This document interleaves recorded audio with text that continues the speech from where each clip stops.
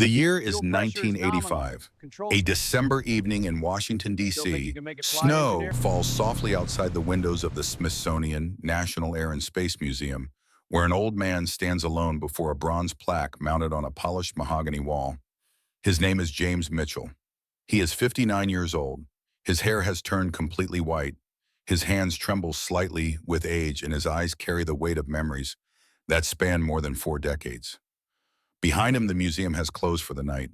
The security guard, recognizing the name on the special access pass, has given him this moment of solitude. James reaches out and touches the cold metal of the plaque. His fingers trace the words etched into bronze, the Chrysler 112220 engine, when car makers dared to dream of the sky. But that is not the whole story. That is not even close to the whole story. James pulls a small tape recorder from his coat pocket. He presses the record button. And in a voice roughened by age but steady with purpose, he begins to speak. In 1944, my father brought a German into America's most secret weapons facility.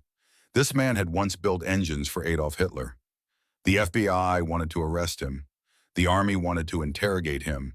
But my father did something that no one expected. James pauses. The tape recorder hums softly in the silence. He gave that German the keys to the entire project. Why would an American engineer in the middle of a war against Germany trust an enemy with his life's work? Why would he risk his career, his reputation, his family's safety for a man who had served the Nazi regime? The answer to that question changed everything I believed about enemies, about family, and about what it truly means to be American. James turns away from the plaque and walks slowly toward a display case in the corner. Inside, behind protective glass, sits a scale model of an aircraft engine. It is massive, even in miniature. Gleaming cylinders arranged in a V formation. Intricate cooling pipes winding like silver veins. A masterpiece of engineering that the world has largely forgotten. This is the 11th 2220, the most powerful piston aircraft engine ever built. Created by a car company, perfected by a German refugee, flown by a Texas cowboy, and witnessed by a 17-year-old boy with a movie camera. That boy was me. James settles into a chair near the display. The museum is silent except for the distant hum of climate control systems. Outside, the capital city glitters with Christmas lights. Inside, an old man prepares to journey back through time. To understand what happened, you need to understand the world we lived in. You need to understand the fear. December 1941, Pearl Harbor. The Japanese attack killed over 2,000 Americans in a single morning. The next day, we were at war with Japan. 3 days later, Germany declared war on us. Suddenly, America was fighting on 2 fronts against enemies who had been preparing for years. Our military was not ready. Our factories were still making cars and refrigerators. Our young men were still going to baseball games and dancing to swing music. And our aircraft were inferior to the German Luftwaffe in almost every measurable way. The problem was speed. German fighter planes were faster than ours. They could climb higher, dive steeper, and outmaneuver our pilots in dogfights. And the reason came down to one thing. Engines. American planes used radial engines, big round air-cooled engines that stuck out from the nose of the aircraft like the face of a bulldog. They were reliable. They were powerful, but they were also bulky. All that exposed metal created drag. It slowed our planes down. German planes used inline engines. Sleek, narrow, liquid-cooled engines that fit inside the nose like a bullet. They were more complex, more temperamental, but they were faster, much faster.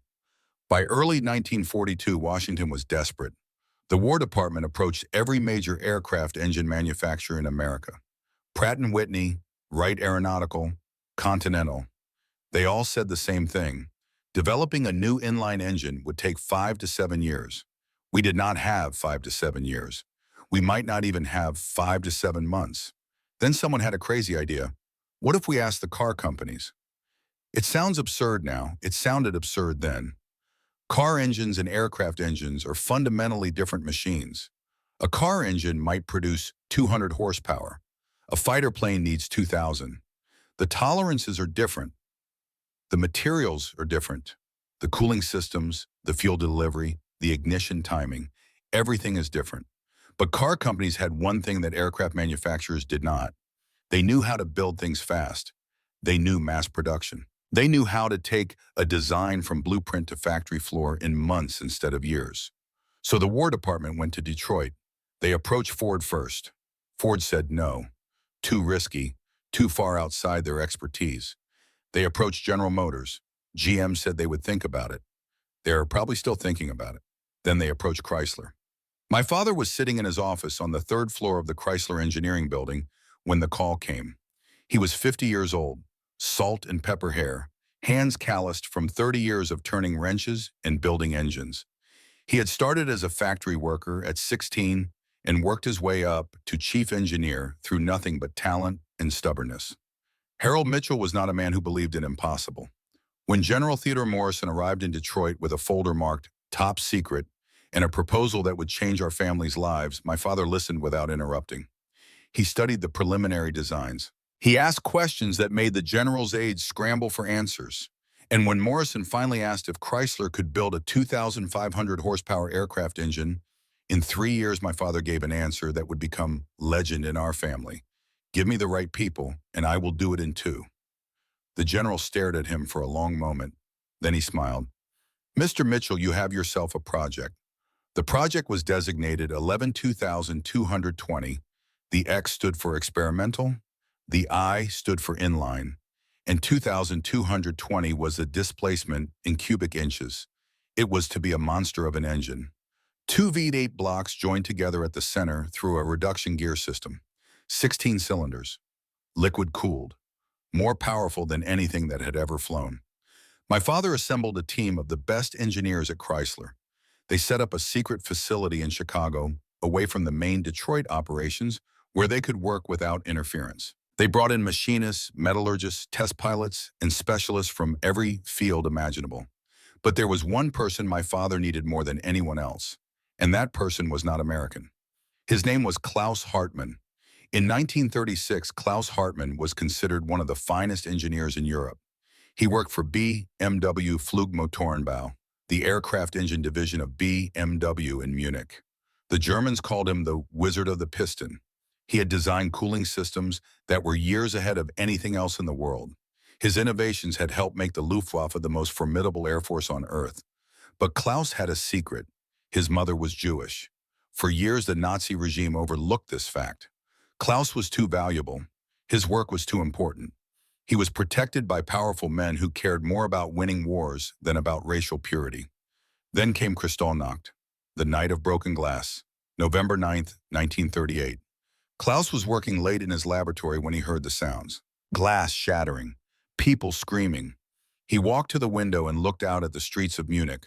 Below him, Nazi brownshirts were dragging his neighbors from their homes. Men, women, children. People he had known his entire life. The baker who made his morning bread. The tailor who had fitted him for his wedding suit. The elderly professor who had taught him mathematics as a boy. They were being loaded onto trucks, beaten with clubs. Their shops and homes were burning. Klaus watched as they took Mrs. Goldstein from the apartment across the street. She was 73 years old. She had given Klaus candy when he was a child. A brown shirt knocked her to the ground with the butt of his rifle. She did not get up. That night, Klaus made a decision. He returned to his laboratory. He gathered every blueprint, every design document, every note he had ever made about his cooling systems. He stuffed them into an old leather suitcase that had belonged to his father. Then he walked out of the BMW facility for the last time. He did not go home. He knew they would come for him eventually. His mother's blood was a death sentence that had merely been postponed. Instead, he went to the train station. He bought a ticket to Zurich. And when the border guards asked why a senior BMW engineer was leaving Germany with a suitcase full of technical documents, he told them he was attending a conference. They believed him. They had no reason not to. Klaus Hartmann was a German hero. Why would a German hero run away? The journey from Munich to America took 4 years. Klaus spent 6 months in Switzerland, living in a boarding house in Zurich, trying to find a way to reach Allied territory. The Swiss were neutral, but they were also nervous. They did not want to anger their powerful German neighbors. When the Gestapo sent inquiries about a missing BMW engineer, the Swiss authorities politely suggested that Klaus find somewhere else to be. He went to Portugal next. Lisbon was full of refugees in those days. Jews, dissidents, artists, intellectuals. All the people that Hitler's Germany had decided were unworthy of life. Klaus lived in a tiny room above a fish market, surviving on savings that dwindled with each passing month. He applied for a visa to America. He was denied. He applied again. Denied again. The American consulate was overwhelmed with applications. Everyone wanted to escape to the land of the free. The waiting list was years long. Klaus tried Britain next, but Britain was under siege. The Blitz was raining bombs on London every night. They were not accepting refugees. He tried Canada. He tried Argentina. He tried Australia. Every door was closed. Finally, in 1941, he managed to get passage on a cargo ship to Brazil. From there, he made his way north through Central America, Mexico, and finally across the border into Texas. When Klaus Hartmann arrived in New York Harbor in May of 1942, he had been running for nearly 4 years. He had lost 30 pounds. His once fine suits were threadbare. His leather suitcase was battered and stained. But the documents inside were intact. The secrets of German engine technology carried across oceans and continents by a man who had given up everything. The Office of Strategic Services was waiting for him, and the OSS was America's wartime intelligence agency, the predecessor to the CIA. They had been tracking Klaus since he left Germany. They knew who he was. They knew what he knew. And they were very, very interested in talking to him. For over a year, the OSS debriefed Klaus in a series of safe houses across the eastern seaboard. They interrogated him about German aircraft production. They tested his knowledge against what they already knew. They verified his story through a dozen different channels. And they debated endlessly about whether they could trust him. Some argued that Klaus was a plant, a German agent sent to feed them false information. Why else would the Nazis let such a valuable engineer escape? It had to be a trap. Others pointed out that Klaus was half Jewish. The Nazis were not known for their tolerance toward Jews regardless of their usefulness. If Klaus had stayed in Germany, he would have ended up in a camp. Or worse. The debate raged for months. Meanwhile, Klaus sat in his safe house growing older and more desperate. He had come to America to help defeat the regime that had murdered his mother and destroyed his homeland. Instead, he was treated like a prisoner. Then my father heard about him. How my father learned of Klaus Hartmann's existence remains something of a mystery. The OSS operation was classified at the highest levels. But my father had connections throughout the military-industrial complex. He heard rumors. He asked questions. And eventually he discovered that the OSS was holding a German engineer who had designed the most advanced aircraft cooling systems in the world. The same cooling systems that my father's team had been struggling to develop for over a year. My father contacted General Morrison. He made his case with the same stubborn persistence that had gotten him everything else in his life. He needed Klaus Hartmann. The project needed Klaus Hartmann. America needed Klaus Hartmann. Morrison was skeptical, so was the OSS, so was everyone in Washington who knew about the situation. But my father would not give up. He traveled to Washington personally. He met with the OSS directors. He reviewed Klaus's file. He even asked to meet Klaus himself, which was denied. But he kept pushing. Finally, in May of 1943, the OSS agreed to a compromise.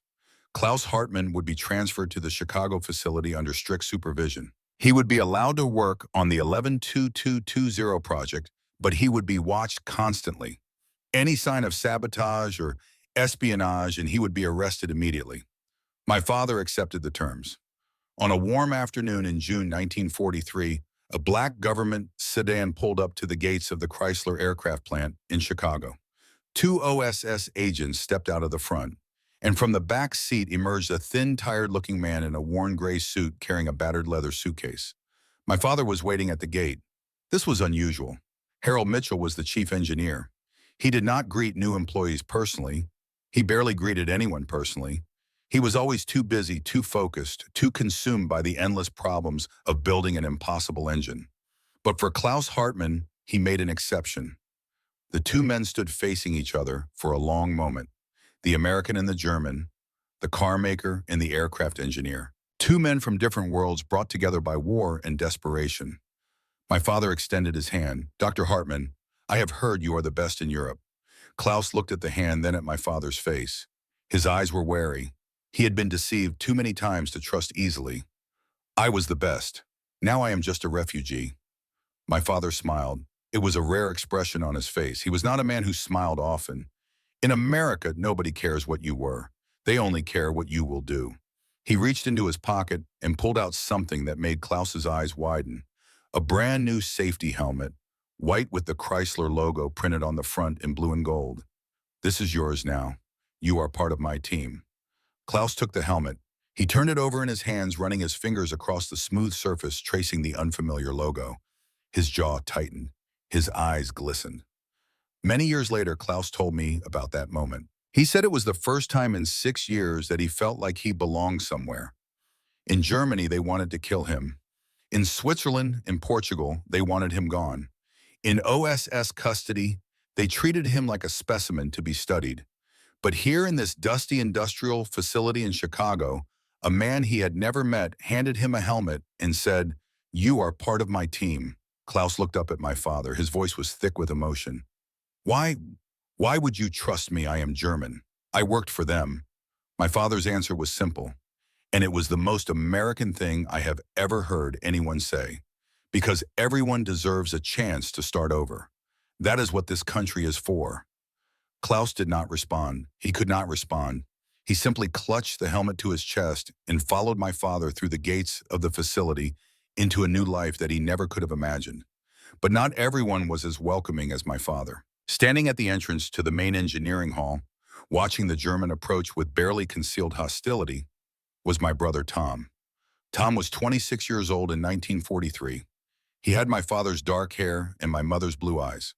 He had graduated from the University of Michigan with a degree in mechanical engineering, and he was one of the most talented young engineers on the project. He was also the most stubborn, most hot-headed, most fiercely patriotic person I have ever known. Tom had friends fighting in Europe. He had friends who had already died fighting the Germans. And now his father was bringing a German into their midst. When Klaus walked past him, Tom did not offer his hand. He did not nod. He did not acknowledge Klaus's existence at all. He simply stared with eyes full of cold fury. Klaus noticed. How could he not notice? But he said nothing. He had experienced worse. Much worse. That night, after Klaus had been shown to his quarters, and the OSS agents had established their surveillance protocols, Tom confronted our father in his office. I was there. I had started working as the project's documentary filmmaker a few months earlier. My job was to record everything for posterity, so I was always around, always watching, always filming. Sometimes people forgot I was there. Sometimes that was useful. Tom did not bother to close the door. His voice carried through the entire corridor. "You cannot be serious. He is German. The Germans are killing Americans every single day. How do you know he is not a spy?" My father looked up from his desk. His face was calm, but I could see the tension in his shoulders. He had expected this confrontation. "The OSS has vetted him for over a year, Tom. He is clean." The OSS. Tom spat the letters like they were poison. The same OSS that did not know Pearl Harbor was coming. The same OSS that has been wrong about everything since this war started. You are betting the entire project on their judgment. I am betting the project on my judgment. My father's voice hardened. And my judgment says that Klaus Hartmann is the best chance we have of making this engine work. We do not need him. Yes, we do. My father stood up and walked to a large table covered with technical drawings. He pulled out a folder and threw it down in front of Tom. "The cooling system. We have been working on it for 14 months. We have tried 6 different designs. Every single one has failed. We are out of ideas." Tom stared at the folder. He knew what was in it. He had worked on 3 of those failed designs himself. Hartmann solved this problem in 1937. My father's voice softened slightly. "He has the answer, Tom. He has had it for years. Without him, this engine will never fly." Tom was silent for a long moment. I could see the war playing out on his face. His hatred of Germans versus his love of the project. His suspicion of Klaus versus his trust in our father. Finally, he spoke. His voice was quiet but hard as steel. "If he betrays us, I will kill him myself. He will not betray us." "How do you know?" My father walked to the window and looked out at the Chicago skyline. The sun was setting, painting the clouds in shades of orange and red. "Because I have seen his file, Tom. I know what happened to his mother. I know what he lost. He turned back to face my brother. Klaus Hartmann did not escape Germany because he loves America. He escaped because Germany murdered everyone he loved. He hates the Nazis more than you do, more than any of us do, because for him, it is personal.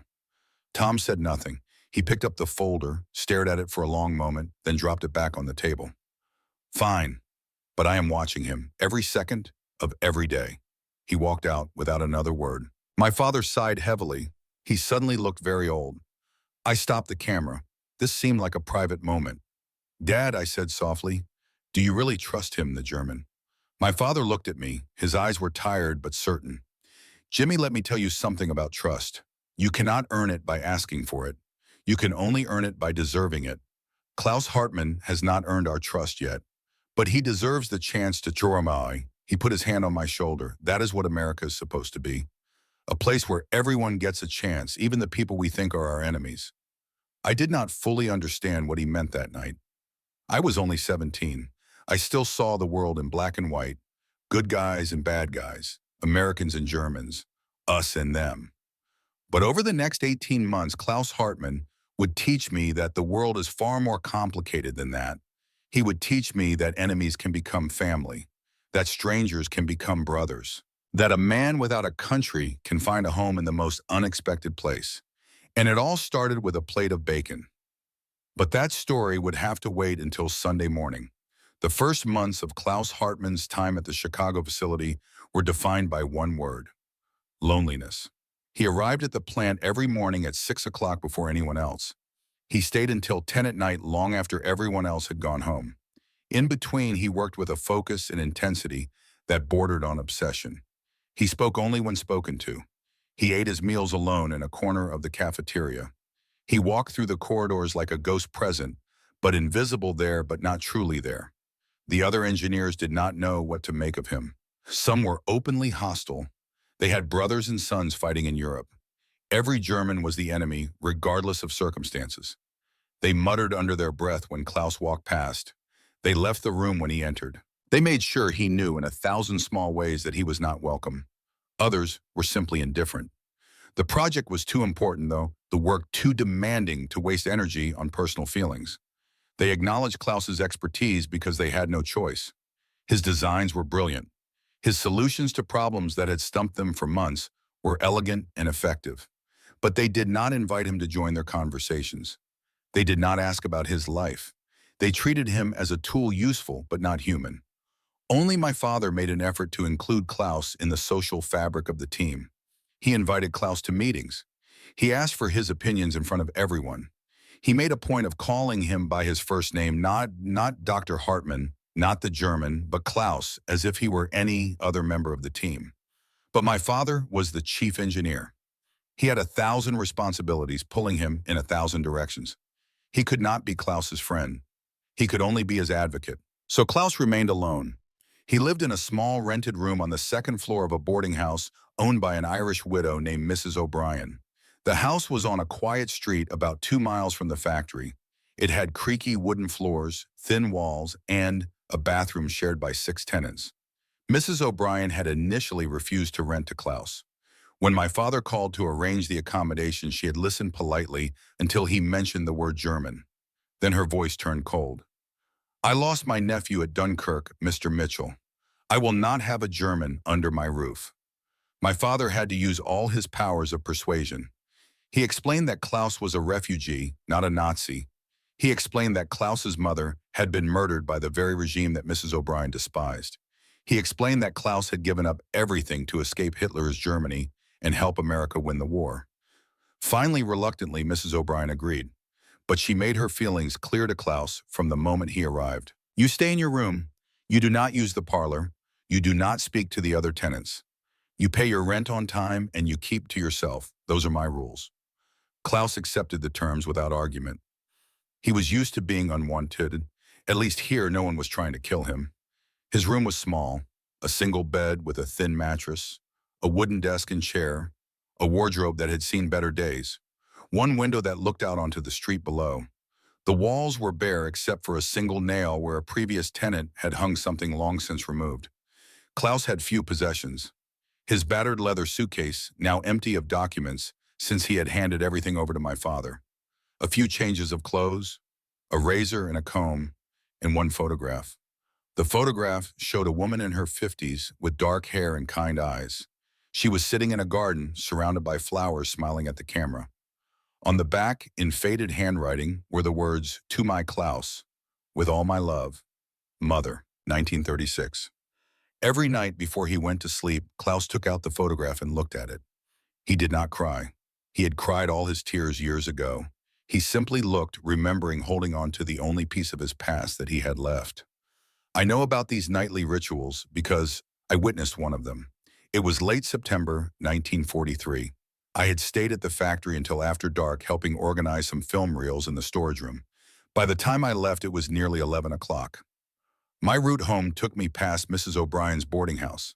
I was walking along the sidewalk when I noticed a light in one of the second-floor windows. Something made me stop and look up. Curiosity, perhaps. Or fate. Through the thin curtain, I could see a silhouette.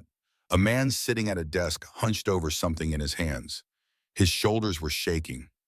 I stood there in the darkness watching, and even though I could not see clearly, I knew who it was.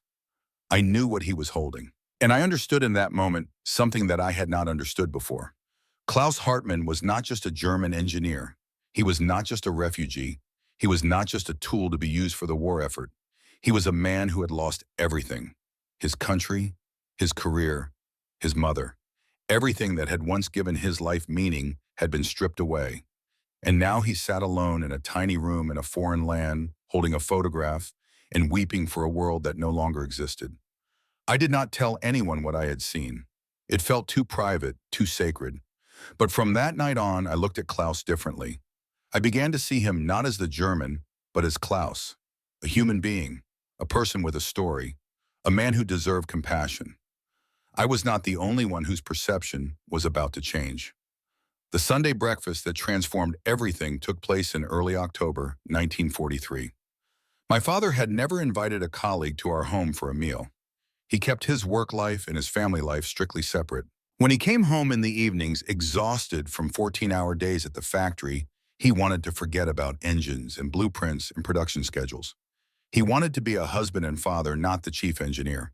But on that particular Saturday night, he told my mother that Klaus Hartmann would be joining us for breakfast the next morning. My mother, Eleanor, was a practical woman. She had been married to Harold Mitchell for 28 years. She had learned long ago not to question his decisions, but this was unusual enough that she raised an eyebrow. "The German engineer Harold, are you sure that is wise?" My father nodded. "He is alone, Eleanor. Completely alone. He has no family, no friends, no one to talk to outside of work. He is drowning." My mother considered this. Her heart was large enough to hold compassion even for a former enemy. That was one of the things my father loved about her. "Very well, I will make something special." And she did. When Klaus arrived at our house the next morning, he was wearing his best suit. It was the same gray suit he had worn when he first arrived in Chicago, now cleaned and pressed, but still showing signs of hard use. He carried a small bouquet of flowers that he had purchased from a street vendor. His hands were trembling as he handed them to my mother. "For you, Mrs. Mitchell. Thank you for having me." My mother took the flowers with a warm smile. She did not hesitate. She did not show any discomfort at having a German in her home. She simply said, "Please call me Eleanor. Come in, Klaus. Breakfast is almost ready." The dining room table was set with my mother's good china. The plates that only came out for Thanksgiving and Christmas were arranged on a white linen tablecloth. In the center of the table, a small vase held a few late-season flowers from our garden. And the food. My mother had outdone herself. Thick-cut bacon fried until crisp, glistening with rendered fat. Eggs cooked to perfection, the yolks still runny. Golden toast slathered with butter. Fresh baked biscuits with honey. A pot of strong coffee that filled the room with its rich aroma. And because my mother was nothing if not thorough, a small pitcher of fresh, squeezed orange juice. Klaus stood in the doorway of the dining room, staring at the table. His eyes moved from dish to dish, taking in the abundance, the variety, the sheer excess of it all. My father guided him to a chair. Tom was already seated across the table, his face carefully neutral. I sat next to Tom, trying to gauge his mood. My mother took her place at the foot of the table opposite my father at the head. Please, my father said. Help yourself. Klaus sat down slowly. He looked at the plate of bacon, then at the eggs, then at the biscuits. His hands hovered uncertainly over the table as if he did not know where to begin. Finally, he reached for a strip of bacon. He brought it to his plate. He cut a small piece with his knife and fork, and he put it in his mouth. What happened next is something I will never forget. Klaus stopped chewing. His eyes widened. He looked down at the bacon on his plate, then back up at my father, then at my mother. His expression was one of pure astonishment. This is bacon.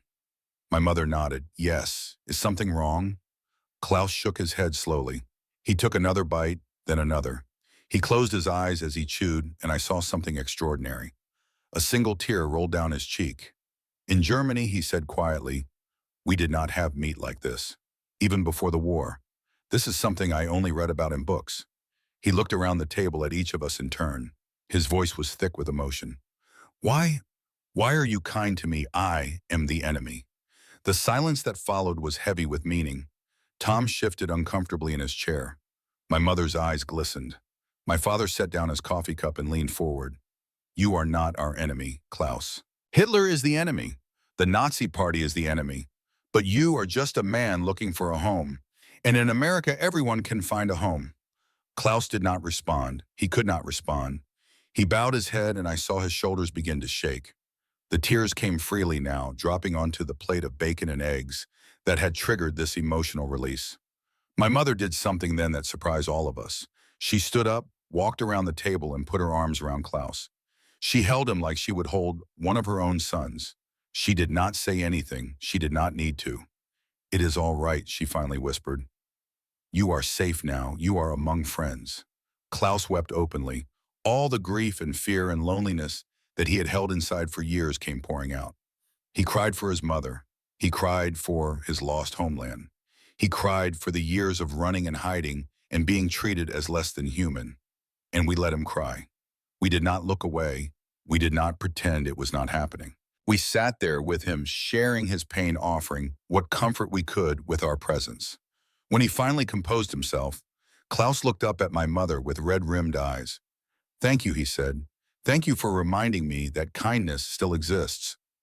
My mother patted his shoulder and returned to her seat. She picked up the plate of bacon and held it out to Klaus. Now eat. There is plenty more where that came from. Klaus laughed. It was a wet, broken laugh, but it was genuine. The first genuine laugh I had ever heard from him. He ate. We all ate. And as the meal continued, something shifted in the room. The tension that had been present since Klaus arrived began to dissolve. My father asked Klaus about his childhood in Munich. My mother asked about German cooking. Even Tom, despite his best efforts to remain aloof, found himself drawn into a conversation about engine design. By the time the meal was over, Klaus Hartmann was no longer the German. He was simply Klaus, a colleague, a guest, a friend. After that Sunday breakfast, everything changed. Klaus stopped arriving at the factory before everyone else. Instead, he walked in with the rest of the team, greeting people by name, asking about their weekends, sharing small talk over morning coffee. He stopped eating alone in the corner of the cafeteria. Other engineers began to sit with him, curious about his experiences in Germany, eager to learn from his expertise. He told stories about the early days of BMW, about the challenges of building engines in pre-war Europe, about the technological advances that the Germans had made. He was careful never to glorify the Nazi regime. He always made clear that the engineers were not the same as the politicians. But he shared his knowledge generously, and in doing so he earned respect. He even stopped being invisible to Mrs. O'Brien. One evening, about a week after the breakfast at our house, Klaus returned to his boarding room to find a plate of cookies outside his door. There was no note, but he knew who had left them. The next morning, he knocked on Mrs. O'Brien's kitchen door and thanked her. She huffed and said it was nothing, just leftovers she did not want to throw away. But the following week, there was another plate. And the week after that, she invited him to join her for tea in the parlor. I will never know exactly what changed Mrs. O'Brien's mind. Perhaps it was something my father said to her. Perhaps she simply observed Klaus over time and realized that he was not the monster she had imagined. Perhaps she recognized in him the same loneliness that she herself felt, a widow living alone in a house full of strangers. Whatever the reason, Klaus Hartmann slowly began to build a life in America. Not a complete life, not yet, but the beginning of one. a foundation upon which something greater could be built. The work on the 11th 2220 accelerated dramatically once Klaus joined the core engineering team. The engine was everything they had designed it to be. Massive, powerful, revolutionary. No one had ever built anything like it for an aircraft. The challenges were immense. The engine generated so much heat that conventional cooling systems were inadequate. The fuel delivery had to be precisely calibrated for high-altitude operation. The ignition timing had to account for atmospheric pressure changes that would have negligible effects on a car engine, but could cause catastrophic failures in a plane. Klaus attacked these problems with a combination of German precision and newfound American optimism. His cooling system, designed the one he had carried in his leather suitcase across 2 continents, proved to be even better than my father had hoped. It used a network of small tubes carrying ethylene glycol through the engine block, removing heat with remarkable efficiency. But there was another problem that Klaus could not solve with engineering alone. Someone was trying to sabotage the project. It started with small things, tools going missing, parts that had passed inspection failing during assembly, calculations that had been verified somehow containing errors when they reached the machine floor. At first, everyone assumed it was normal production issues. New projects always had teething problems. But as the incidents accumulated, a pattern began to emerge. The problems were too consistent, too targeted to be coincidental. My father suspected sabotage but could not prove it. He increased security. He instituted new verification procedures. He had every part double-checked before installation. But the problems continued. The breakthrough came in November 1943 during the first full power test of the engine. The test stand was a massive concrete structure designed to contain the engine if something went wrong. Thick walls reinforced ceiling, blast-proof observation windows. My father had insisted on building it after reading reports of test failures at other facilities. The day of the test, the entire team gathered in the observation room. My father stood at the control panel. Tom manned the instrumentation station. Klaus watched from behind the glass, his face tight with anticipation. I stood in the corner with my camera filming everything. My father gave the signal.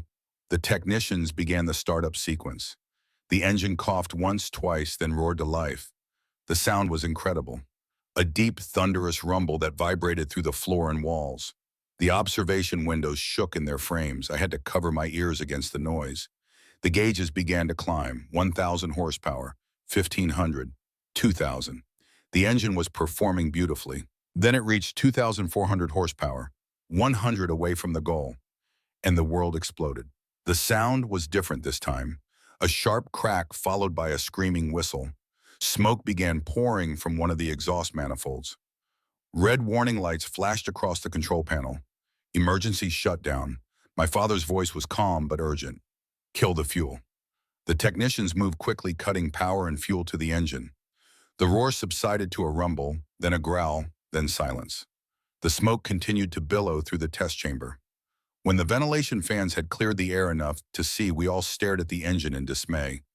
One of the coolant lines had ruptured. Ethylene glycol was leaking across the test stand, mixing with oil and fuel to create a dangerous slurry. Stay back, my father ordered. Let it cool before we inspect. But Klaus was not listening. Before anyone could stop him, he pushed through the observation room door and ran toward the smoking engine. Klaus, my father shouted, stop, it is too dangerous. Klaus ignored him. He grabbed a wrench from a tool cart and plunged into the smoke. We lost sight of him almost immediately. 10 seconds passed, 20, 30. The smoke was still thick. The engine was still hissing and popping as hot metal cooled. Then Klaus emerged. His face was black with soot. His hands were blistered from touching hot metal. But he was holding something up like a trophy, a section of ruptured pipe. He walked to my father and held it out. Look at this. My father took the pipe. He turned it over in his hands, examining the break point. His expression shifted from confusion to understanding to cold fury. This is not aircraft-grade steel. This is standard industrial steel with a coating to make it look like the real thing. He looked up at Klaus. Someone switched the materials. Klaus nodded. I suspected for weeks, but I needed proof. He pointed at the pipe. Look at the manufacturer's mark. It is partially ground away, but you can still see it. Davidson Steel. My father's jaw tightened. Davidson Steel was one of their suppliers. They had been recommended by Colonel Victor Hayes, the military liaison officer assigned to oversee the project. Who approved this shipment? Klaus met my father's eyes. I think you already know. The investigation that followed was swift and decisive. My father and Klaus worked through the night examining every piece of material that had come from Davidson Steel. They found dozens of substitutions, standard steel marked as aircraft grade, substandard alloys labeled as premium, inferior parts hidden among legitimate supplies. The sabotage had been going on for months. If the test had been conducted at higher power levels, or if the engine had been installed in an aircraft, the results could have been catastrophic. Pilots could have died. My father brought his findings to General Morrison the next morning. The evidence was irrefutable. Colonel Hayes had been receiving payments from competitors who wanted the project to fail. He had used his position to introduce a compromised supplier into the chain. Morrison was furious. Hayes was arrested within the week, transported to Washington for a military tribunal. He would eventually be convicted of sabotage and treason, sentenced to 20 years in a military prison. But for our team, the important thing was that the sabotage had been stopped, thanks to Klaus. Tom came to Klaus's workshop late that evening. I was there organizing film canisters when he walked in. Klaus looked up from his desk. His hands were bandaged from the burns he had sustained during his inspection of the damaged engine. His eyes were red from lack of sleep. Tom stood in the doorway, not coming closer but not leaving either. You could have been killed. Klaus shrugged. The engine is more important than me. Tom shook his head. No, that is not what I meant. He took a step into the room. You could have been killed, and you did it anyway. For us, for the project, for America. Klaus was quiet for a moment. Then he said something that I have never forgotten. I have already lost one country, Mr. Mitchell. I have already seen what happens when good people do nothing while evil men take control. I will not let that happen again. Not here. Not in the country that gave me a second chance. Tom stared at him for a long moment. I could see the walls he had built beginning to crumble. All the prejudice, all the suspicion, all the hatred he had carried since the day Klaus arrived. I was wrong about you, Tom said finally. I am sorry. He extended his hand. Klaus looked at the offered hand. This was the same man who had refused to acknowledge his existence for months. The same man who had promised to kill him if he betrayed them. Now that man was offering friendship. Klaus took his hand. Apology accepted, Mr. Mitchell. Tom shook his head. Call me Tom. Klaus smiled. It was a small smile, tentative but real. Tom. From that night forward, everything was different between them. The cold hostility was replaced by mutual respect. The suspicion was replaced by trust. They began working together, spending long hours in the workshop, solving problems that had seemed unsolvable. I watched them from behind my camera, documenting the transformation. Two men from opposite sides of a global conflict finding common ground in their shared passion for engineering. It was, I think, the purest example of what this country stands for. The power of second chances. The ability to look past origins and see the person underneath. The belief that enemies can become friends, that strangers can become brothers. And the story was only beginning. The repairs to the engine took 3 weeks. New materials were sourced from verified suppliers. Every component was inspected, tested, and certified before installation. In December 1943, the 11-2220 ran at full power for the first time, 2,500 horsepower. The target had been achieved. My father stood in the observation room, watching the gauges, and allowed himself a rare moment of satisfaction. But there was still much work to be done. An engine on a test stand was one thing. An engine in an aircraft was another matter entirely. The next phase of the project would take them to Texas, to a dusty airfield in the middle of nowhere, to a cowboy who would teach Klaus what it truly meant to be free, and to a moment in the sky that none of us would ever forget. The project moved to Texas in June of 1944. The Chicago facility had served its purpose, but flight testing required open space, clear skies, and runways long enough to accommodate experimental aircraft. The Army Air Force had a base in West Texas that fit all those requirements. So we packed up our equipment, our documents, and our prototype engine and headed south. For Klaus, this journey was a revelation. He had seen New York Harbor when he first arrived in America. He had seen the industrial sprawl of Chicago. But he had never seen the American heartland. He had never seen Texas. We traveled by train, a journey of nearly 30 hours through the heart of the continent. Klaus sat by the window the entire time, watching the landscape transform from the gray cities of the Midwest to the green hills of Missouri to the endless golden plains of Oklahoma, and finally to the vast brown expanse of West Texas. I sat across from him for part of the journey. He barely spoke, but I could see the wonder in his eyes. Finally, somewhere in the Texas Panhandle, he broke his silence. "I have never seen so much space," he said, his voice barely above a whisper. "In Germany, everything is small. Villages pressed together. Farms divided into tiny plots. Every inch of land has been owned and fought over for 1,000 years." He gestured at the empty horizon stretching in every direction. "But here there is room for everyone. Room to grow. Room to dream." He turned to look at me.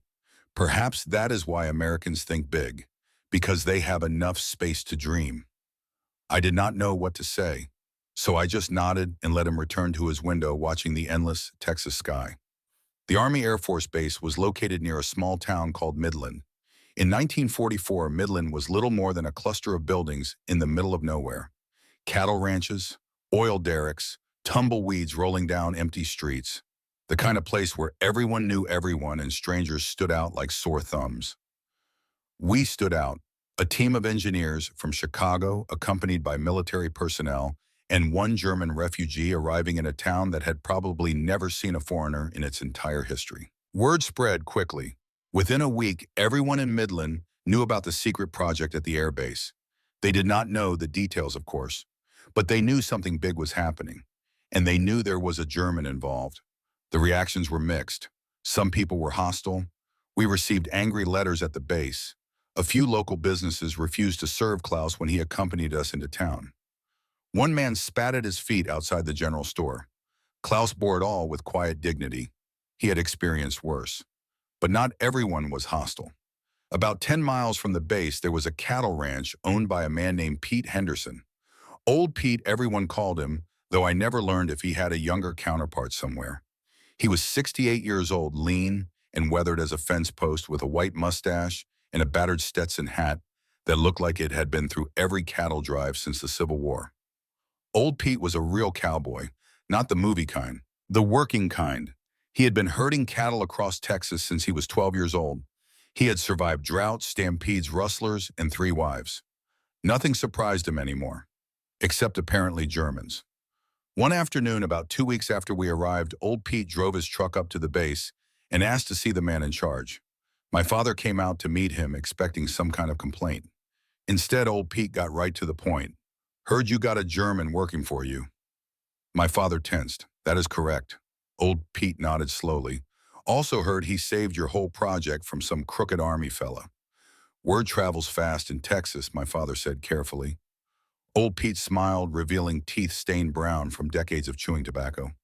"Son, word travels fast everywhere when the story is good enough." He adjusted his hat. "I did not come here to cause trouble. I came to invite your German to my ranch." My father blinked. "Excuse me." Old Pete jerked his thumb toward his truck. "Man comes all the way from Europe to help America win a war. Seems to me he deserves to see the real America. Not cities, not factories." He paused. "Texas." And so the following Sunday, Klaus Hartmann found himself standing in front of a 1,200-pound horse named Dusty, looking more terrified than I had ever seen him. "You ever ridden before?" old Pete asked. Klaus shook his head. "Never. Not once." Old Pete grinned. "Well, there is a first time for everything. Grab the horn there. Put your foot in the stirrup. And for God's sake, do not let go." What followed was 30 minutes of comedy that I wished I had captured on film. Klaus fell off twice. He nearly got his foot stuck in the stirrup once. He grabbed Dusty's mane so hard that the horse whinnied in protest. But old Pete was patient. He guided Klaus through every step, adjusting his posture, correcting his grip, encouraging him, with the calm persistence of a man who had taught hundreds of young cowboys the same skills. Finally, Klaus managed to stay mounted for a full circuit around the corral. Old Pete clapped his hands. "There you go. You are ridings now." He walked over and patted Klaus on the knee. "Does not matter where you come from. On the back of a horse, everyone is equal." Klaus looked down at him. His face was flushed with exertion, but there was something else there too. Something I had rarely seen. Joy. That evening, old Pete cooked us dinner. Not in his house. Outside under the vast Texas sky, with a fire pit dug into the red earth and a grill made from an old oil drum.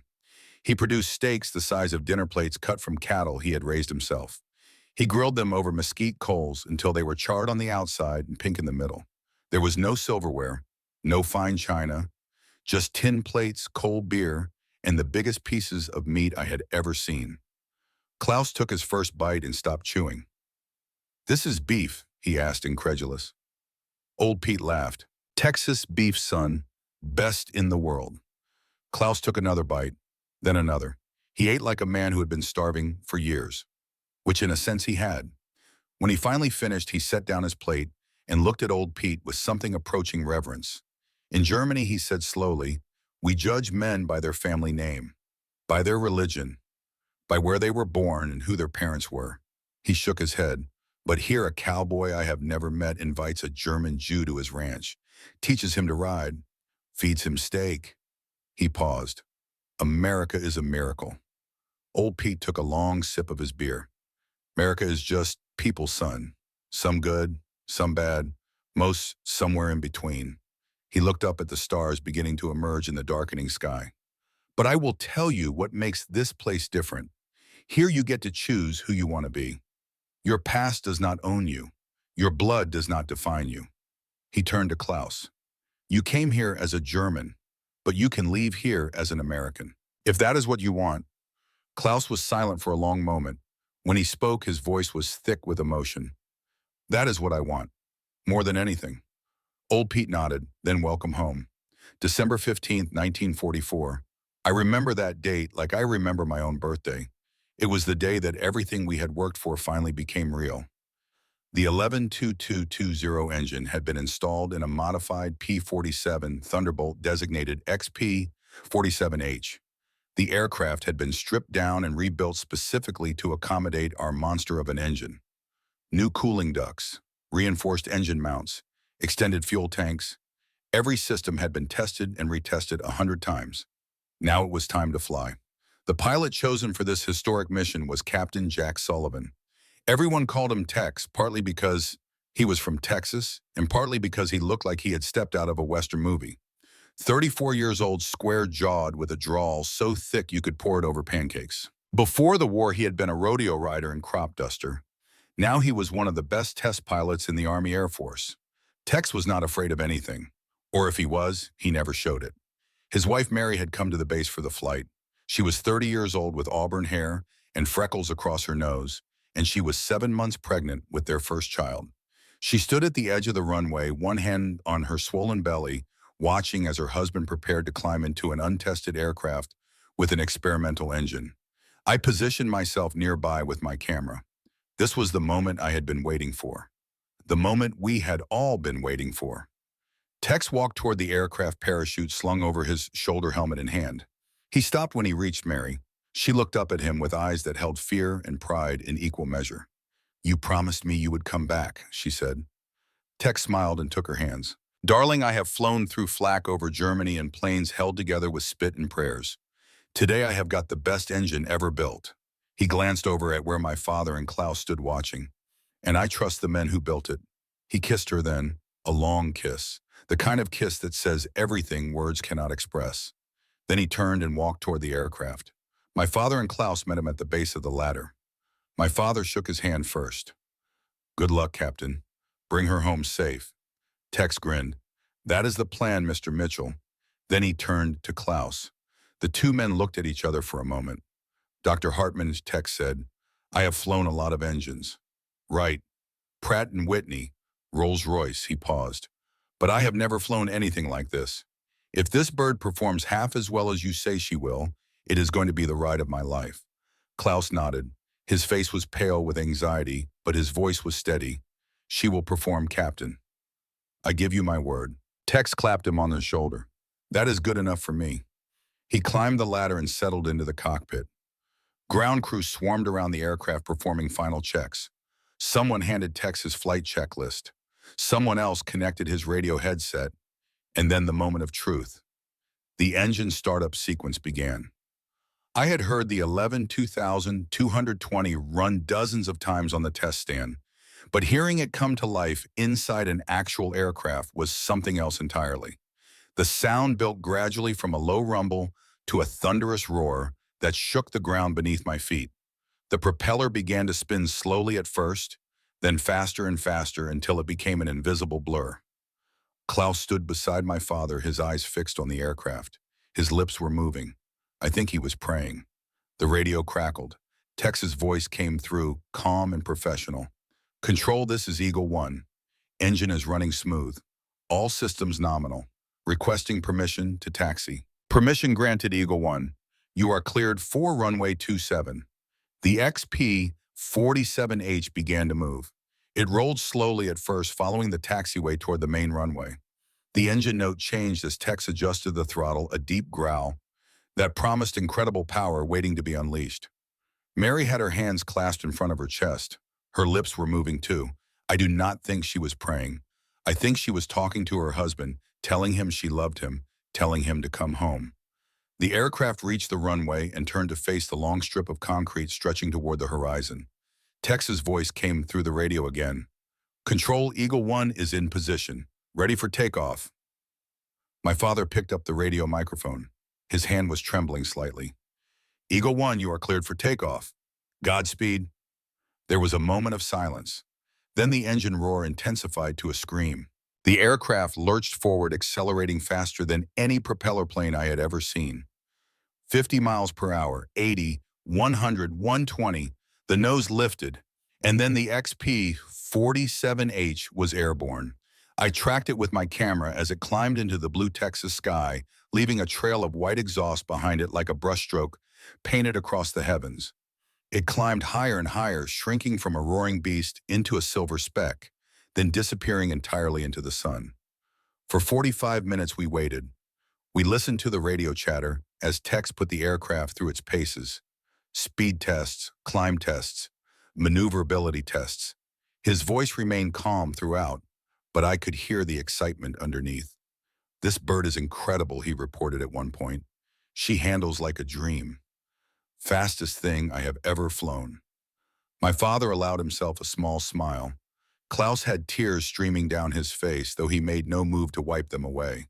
Then finally the speck reappeared in the distance, growing larger, taking shape, becoming an aircraft again. The XP-47H lined up with the runway and began its descent. Landing gear down, flaps extended, the engine throttled back to a gentle rumble. The wheels touched the concrete with a chirp of rubber. The aircraft rolled down the runway, slowing gradually until it came to a stop about 200 yards from where we stood. The engine shut down.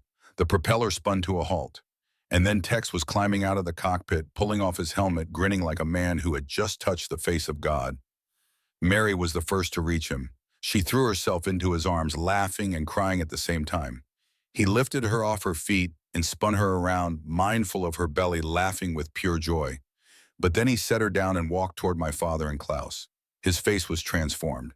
The casual cowboy confidence was still there, but underneath it was something deeper. "Oh, maybe. Or reverence." "Mr. Mitchell," he said. "Dr. Hartman." He shook their hands one after the other. "That is the finest aircraft I have ever flown. It is fast. It is powerful. It is responsive." He paused. "It is perfect." My father's voice was rough with emotion. "Thank you, Captain. That means more than you know." Tex nodded. Then he turned to Klaus. "Dr. Hartman, I do not know your whole story. I know you are German. I know some people have given you trouble for that. But I want you to know something." He put his hand on Klaus's shoulder. "Today, I trusted my life to an engine that you helped build, and that engine brought me home safe." He smiled. "As far as I am concerned, that makes you American." Klaus could not speak. He simply nodded, tears still flowing freely down his face. Tom had been standing apart from the group watching the reunion. He had worked on this project for 3 years. He had fought with Klaus, then fought alongside him. He had seen his suspicions proven wrong and his prejudices challenged.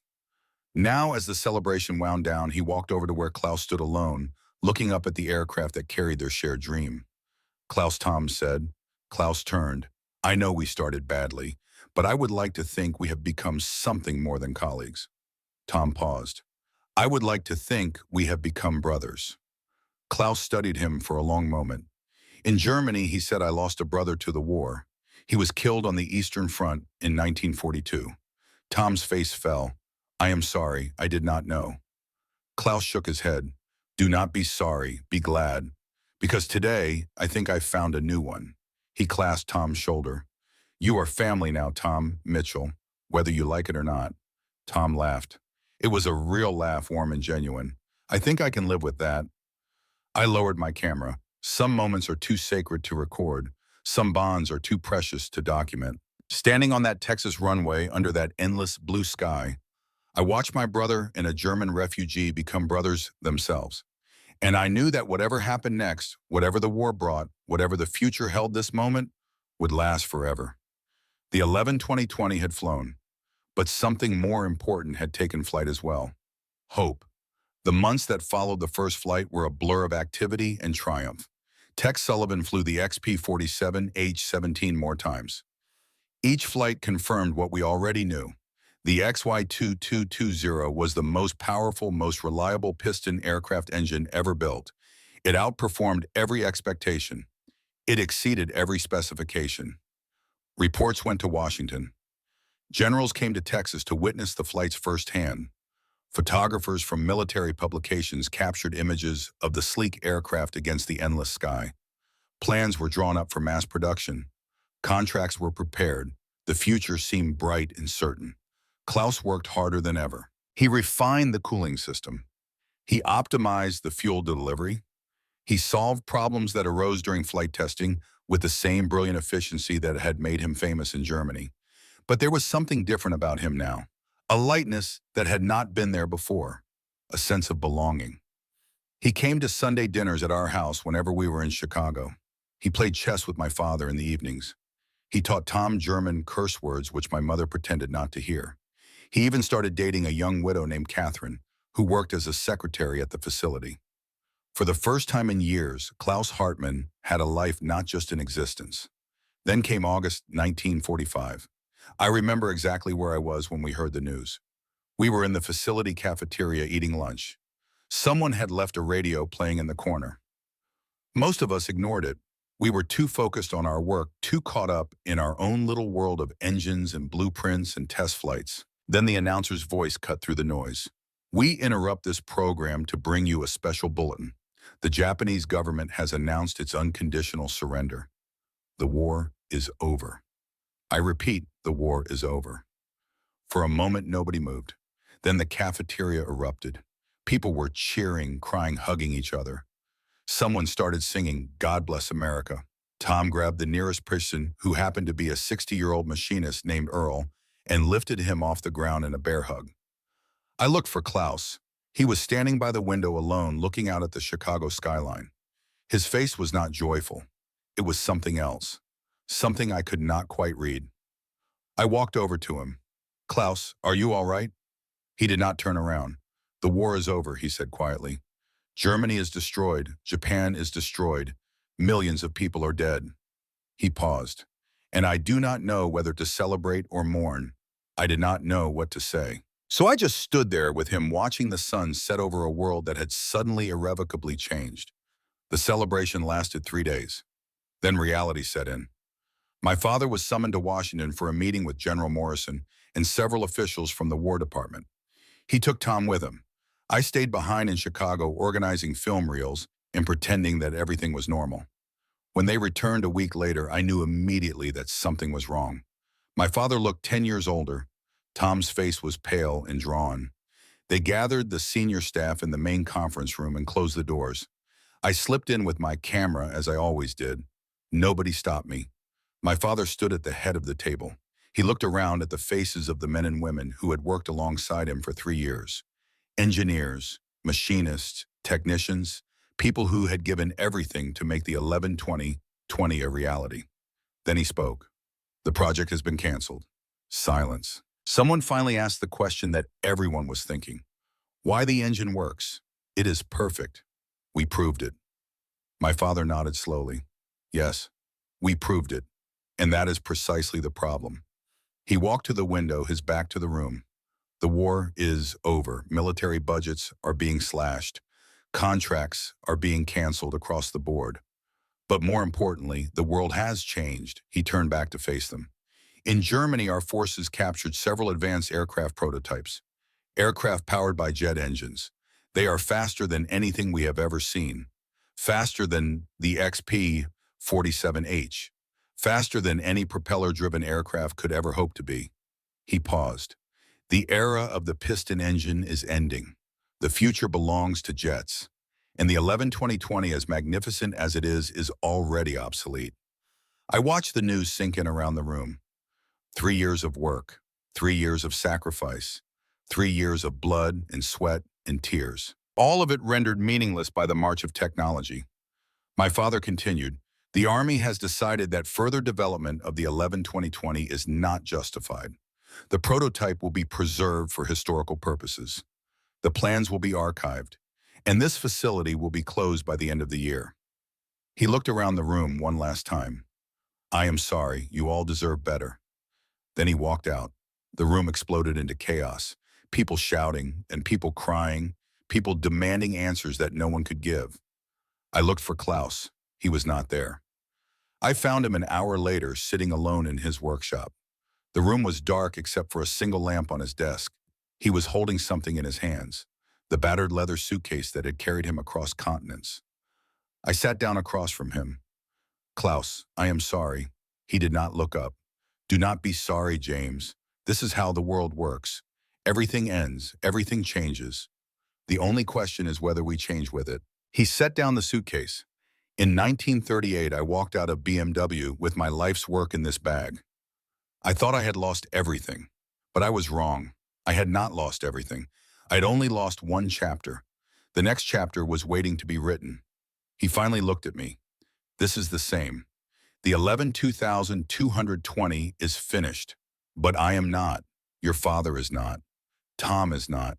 We will find new work, new challenges, new dreams. He smiled. It was a sad smile, but there was strength behind it. That is what America has taught me. In this country, endings are not failures. They are just beginnings in disguise. I did not know what to say, so I just sat with him in the darkness, two men mourning the death of a dream while somehow still believing in the future. 3 weeks later, Klaus received a visitor. The man arrived at the facility in a black government sedan, wearing a dark suit and carrying a briefcase. He asked to speak with Dr. Hartman privately. Klaus told me about the conversation afterward. The man was from the newly formed Central Intelligence Agency. He explained that the American government was implementing something called Operation Paperclip, a program to bring German scientists and engineers to the United States. The goal was to prevent their expertise from falling into Soviet hands. The CIA wanted Klaus to participate, not as a recruit, but as a recruiter. They wanted him to return to Germany, identify former colleagues who might be valuable to America, and help bring them over. It was an incredible offer, high salary, important work, a chance to return to his homeland, even if only temporarily. There was just one problem. Germany was not his homeland anymore. America was. Klaus came to our house that evening. He sat down with my father, my mother, Tom, and me. He told us about the offer. Then he asked for our advice. My father spoke first. Klaus, this is an incredible opportunity. You would be doing important work for your country. Klaus nodded. My country? Yes, he paused. But which country is that? Tom leaned forward.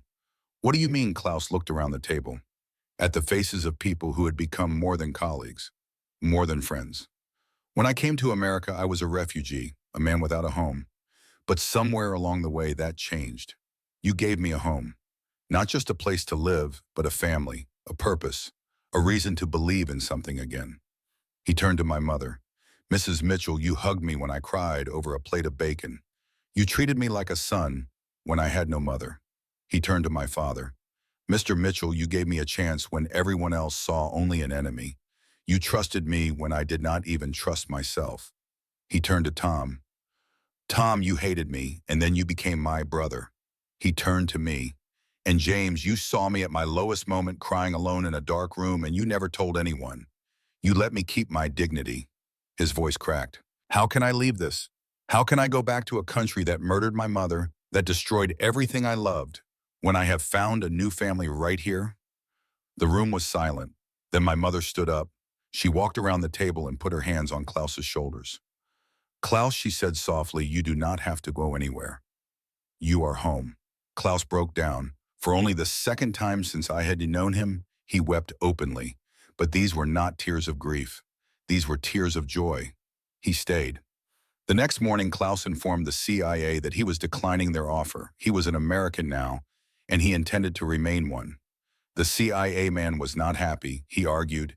He threatened. He implied that refusing might have consequences. My father threw him out of the facility personally. Nobody threatens my family, he said as the sedan drove away.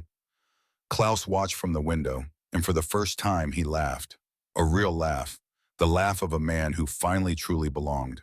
Klaus Hartmann became a United States citizen on July 4, 1950. The ceremony took place at the federal courthouse in Chicago. My whole family was there.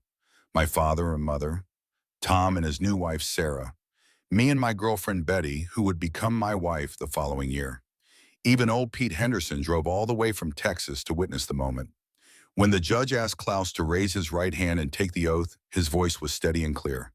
I hereby declare on oath that I absolutely and entirely renounce and abjure all allegiance and fidelity to any foreign prince, potentate, state or sovereignty, and particularly to Germany, of which I was formerly a subject. He paused. I will support and defend the Constitution and laws of the United States of America against all enemies, foreign and domestic. I will bear true faith and allegiance to the same. When it was over, when the judge declared him a citizen, when the small crowd of family and friends applauded, Klaus stood there with tears streaming down his face. Tom was the first to shake his hand. Welcome home, brother. Klaus pulled him into a hug. I have been home for years, Tom. This just makes it official. After the ceremony, we went to our favorite restaurant for a celebration dinner. It was a small Italian place on the north side of Chicago. Red checkered tablecloths, candles and wine bottles. The kind of place that felt like family, even if you were not related to anyone there. Old Pete raised his glass. To Klaus Hartmann, who came to America as a stranger and leaves today as one of us.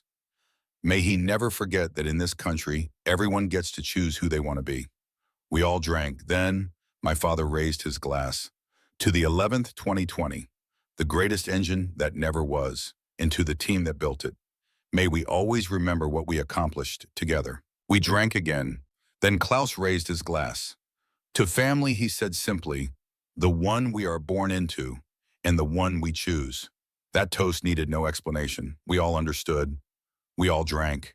And for one perfect evening, the past and the present and the future all seemed to merge into a single golden moment. The years that followed were kind to Klaus. He never returned to aircraft engines.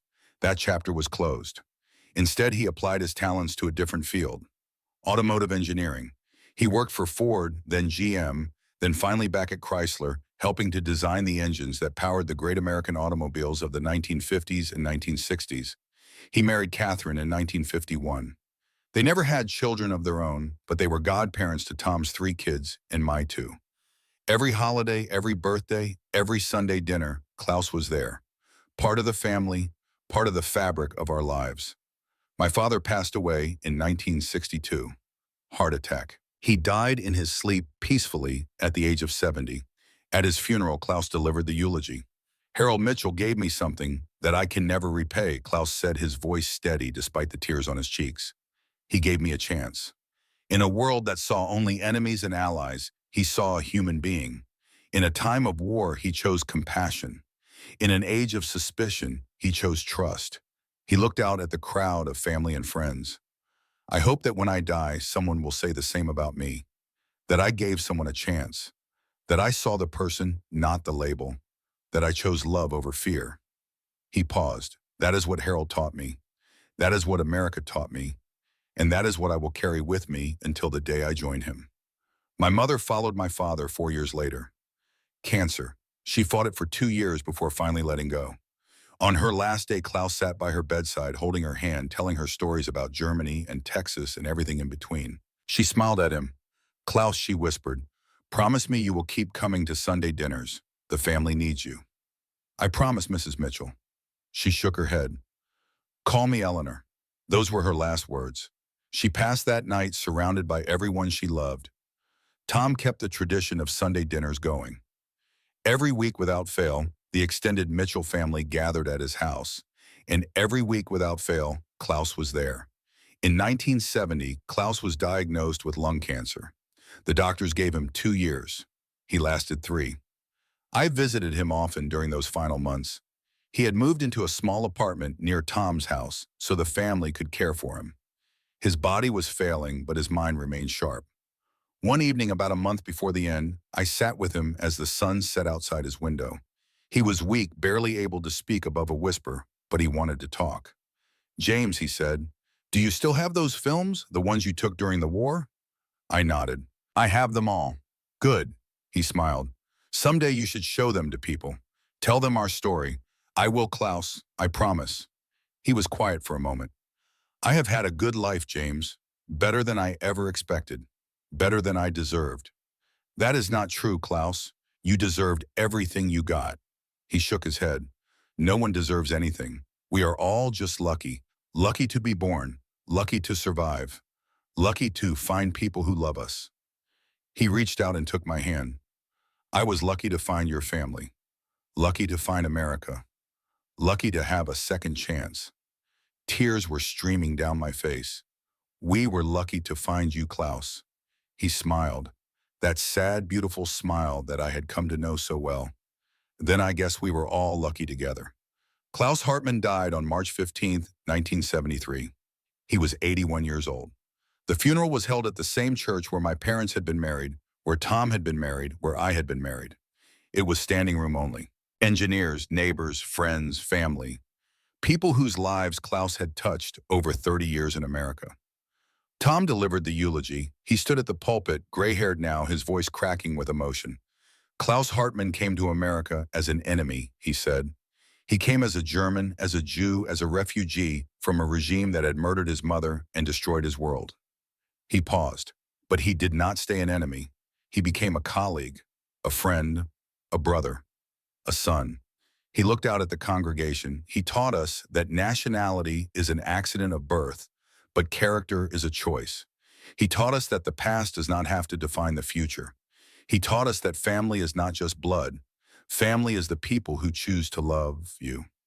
He took a deep breath. Klaus used to say that America was a miracle, but I think he was wrong. America is not a miracle. America is a promise that anyone from anywhere can find a home here, a promise that enemies can become friends, a promise that strangers can become brothers. He looked at the casket draped in an American flag. Klaus kept that promise. He honored it every day of his life, and now it is up to us to keep it for him. He stepped down from the pulpit. The congregation was silent except for the sound of weeping. Then slowly someone started to sing. Amazing Grace. One voice at first, then two, then the whole church. I once was lost, but now am found. Was blind, but now I see. Klaus would have liked that. I'm an old man now. I have seen wars begin and end. I have seen technologies rise and fall. I have seen the world transform in ways that Klaus and my father could never have imagined. But some things remain constant. Family, love, the promise of America. I came to this museum tonight to remember, to honor the men and women who built the 11-2020, to honor my father who dared to dream, to honor my brother Tom who learned to see past his prejudices, to honor Klaus who taught us all what it means to find a home. The engine is still here behind this glass, a relic of a war that ended before I grew old. Most visitors walk past without a second glance. They do not know what it represents. They do not know the sacrifices that were made, the barriers that were broken, the bridges that were built. But I know, and now you know too. James Mitchell stands slowly, his joints protesting the movement. He turns off the tape recorder and slips it back into his pocket. Outside the window, snow continues to fall on Washington, D.C. Christmas lights twinkle in the distance. Somewhere families are gathering for holiday dinners, sharing meals and stories and laughter. Just like we used to do. Just like Klaus taught us to do. James touches the glass one last time, leaving a faint fingerprint on the surface. Goodbye, old friend, he whispers. Thank you for teaching me what home really means. Then he turns and walks slowly toward the exit, leaving behind the engine, the memories and the story of a German refugee who found a family in America. The security guard nods as he passes. Good night, Mr. Mitchell. Merry Christmas. James smiles. Merry Christmas, and thank you for letting me have this time. The guard shrugs. It is the least we can do, sir. That plaque says your family built something important. Figured you deserved a moment alone with it. James pauses at the door. That plaque tells part of the story, he says. But the most important part is not about engines. It is about people, about second chances, about what America is supposed to mean. He steps out into the cold December night. The snow falls softly around him. The city glitters with lights. And somewhere in a small house in Chicago, a family is gathering for Sunday dinner, keeping a promise that was made decades ago by a German refugee who found a home. The story of the 11th 2020 ended long ago. But the story of Klaus Hartmann and the family who loved him will never end. Because some stories are not about machines, they are about hope, and hope never dies.